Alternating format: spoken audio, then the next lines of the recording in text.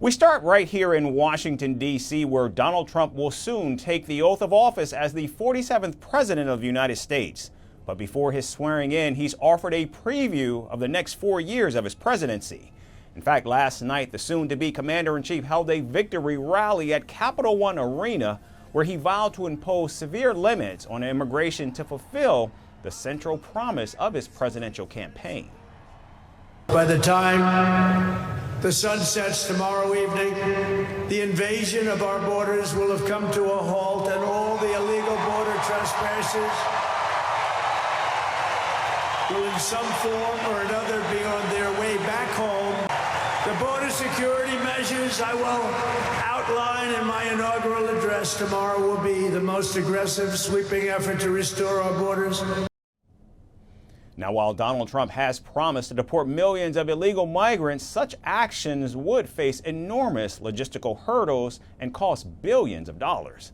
Meanwhile, he's pledged to sign several executive orders related to a variety of issues, including mass deportations of illegal migrants, environmental protections, and diversity programs. We're going to do a lot of things. You're going to see something tomorrow. You're going to see executive orders that are going to make you extremely happy. Lots of them. Lots of them. We have to set our country on the proper course, but we will quickly reestablish control of our sovereign territory and borders. We will expel every single illegal alien, gang member, and migrant criminal operating on American soil, and remove the savage gang Tren d'Iroquois from the United States. But we're going to stop the destructive and divisive diversity, equity, and inclusion mandates across the government and private sector and return our country to the merit system. Now, reports say he could sign as many as 200 executive actions beginning today, and this will include legally binding orders and some other presidential directives like proclamations. Every radical and foolish executive order of the Biden administration will be repealed within hours of when I take the oath of office. Oh, you're going to have a lot of fun watching television tomorrow.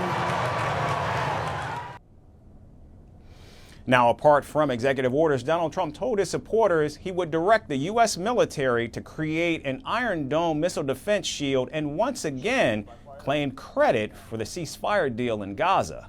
He also guaranteed to keep transgender women from competing in female sports and handing back control of education to U.S. states.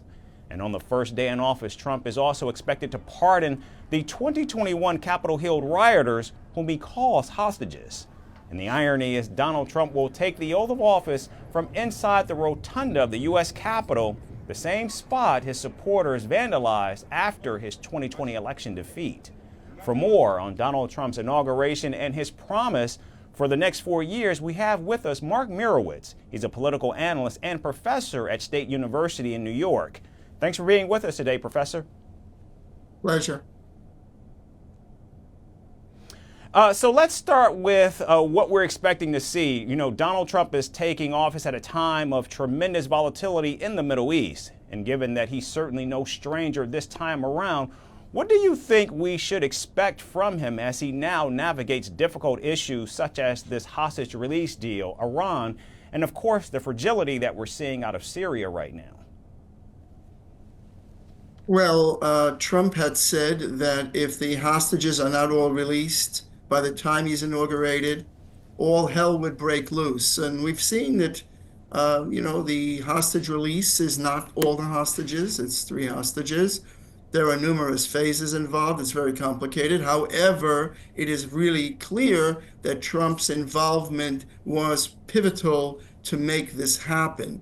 So that shows the impact of Trump's influence even when he was not president. In terms of Iran and Syria, definitely that is a high issue on the agenda. In terms of Iran, the question is how to stop Iran from its malevolent and violent behavior and encouragement of terrorism in the Middle East and throughout the world.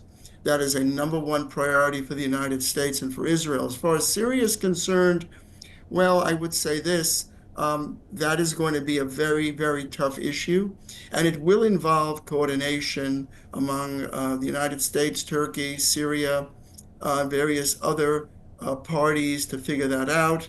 But it is a potential hotbed of difficulty for the United States going forward.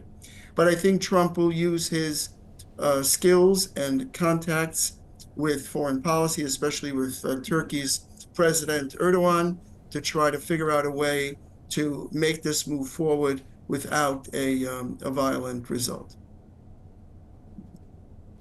Now, I want to follow up on Iran specifically because we know during Trump's first 4 years in office, he came down really hard on Iran. We know about a top-level general that was killed by U.S. airstrikes. And, of course, we know about Donald Trump pulling out of the Iran nuclear deal.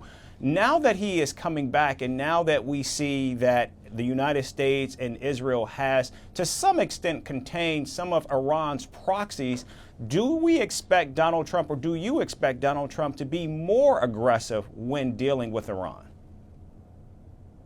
Well, I think that the only solution to the crisis in the Middle East is to eliminate Iran as an active party, with ability to do anything in the Middle East, all the violent things that it's doing. And certainly its defenses have largely been destroyed.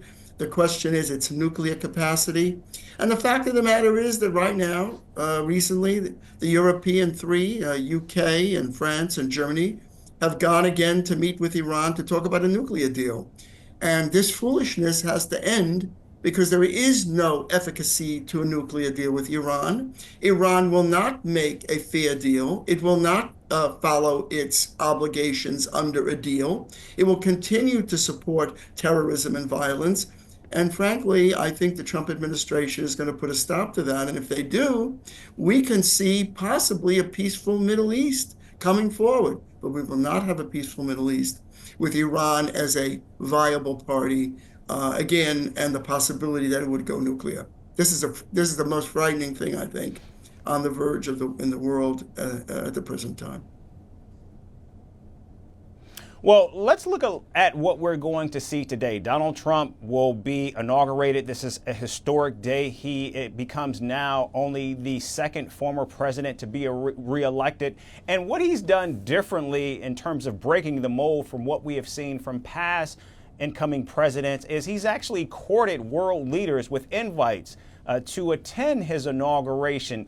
But do you think Donald Trump's friendly outreach will extend to many of these world leaders beyond what we're going to see today?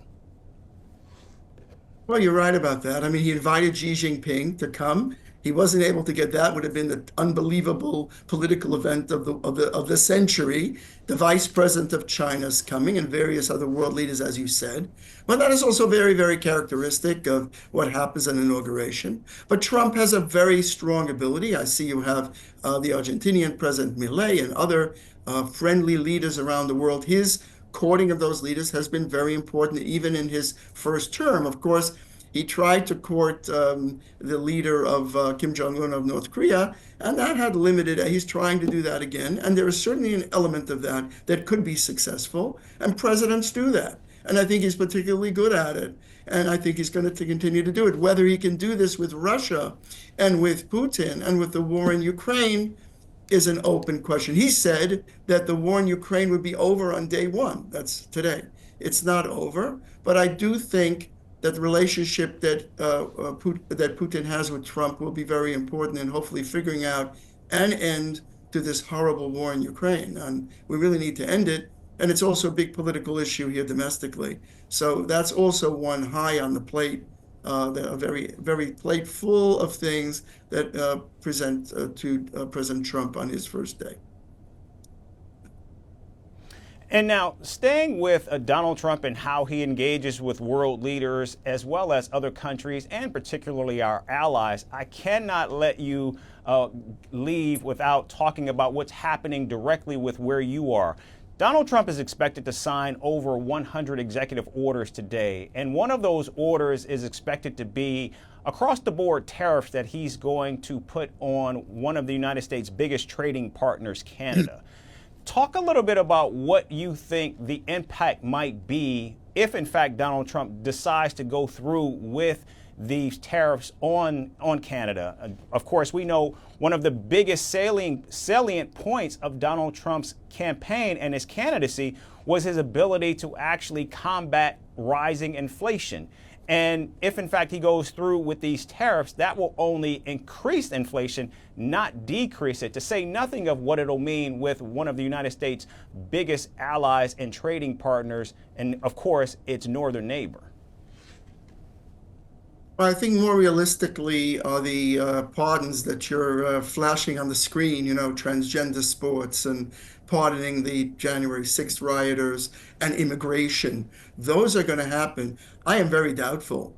I don't believe that he's going to sign a tariff against Canada. He's already threatened tariffs against Canada. And as a result of that, the Trudeau government fell. And they're now going to have new elections. He's already achieved tremendous impact on our relationship with Canada, which is our greatest friend. So, and again, you're right, 100% right, that tariffs can have a very damaging effect on the economy. In fact, tariffs caused in large part the depression in the United States. So I don't think that's going to be in the menu, but the immigration issue, the deportation orders, the birthright citizenship, the pardons, and the energy reversing Biden's foolish and ridiculous ban on oil and gas and promotion of electric vehicles. This ridiculous lunacy is going to end, and we're going to start doing something to fix the economy. So I think that is where the emphasis is going to be, on those economic fixes and immigration. And those are very high mountains to follow, I don't think. Now, on China, which we didn't mention, there Trump has said he's going to put a 60% tariff on Chinese goods. That also, to me, seems more like a threat than it is a reality. And sometimes the threat has more of an impact than the implementation of it. And that's kind of Trump's maybe modus operandi, which is to threaten, I'm getting out of NATO. I don't like it anymore. I mean, realistically, I don't see that's going to happen, because America's need for NATO, particularly with the Ukraine conflict, there's no question about it. You just can't dismantle the entire house.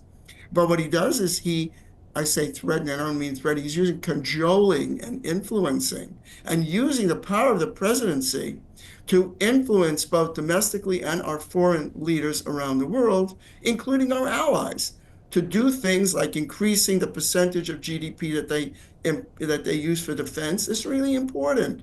He wants to be 5%, not 2%, but it has a helpful effect. As far as our adversaries are concerned, I think they should be worried about the statements that he makes, because as we've seen on Middle East, etc., and you mentioned on Iran and previous actions that were taken, Trump means what he says, and he says what he means, and he's going to implement it on that one. Our adversaries should be worried, and they are, but not our friends. I don't see it. I don't see it. I see that we're going to work together to improve the immigration issue, the economy issues, the relationship with Mexico, with Canada, but I don't see that as going to be a very adversarial relationship. I just don't see it. We've got to leave it there. Thanks so much, Professor, for being with us today. We really appreciate it. It's a pleasure. Thank you. From breaking news to the day's biggest controversies,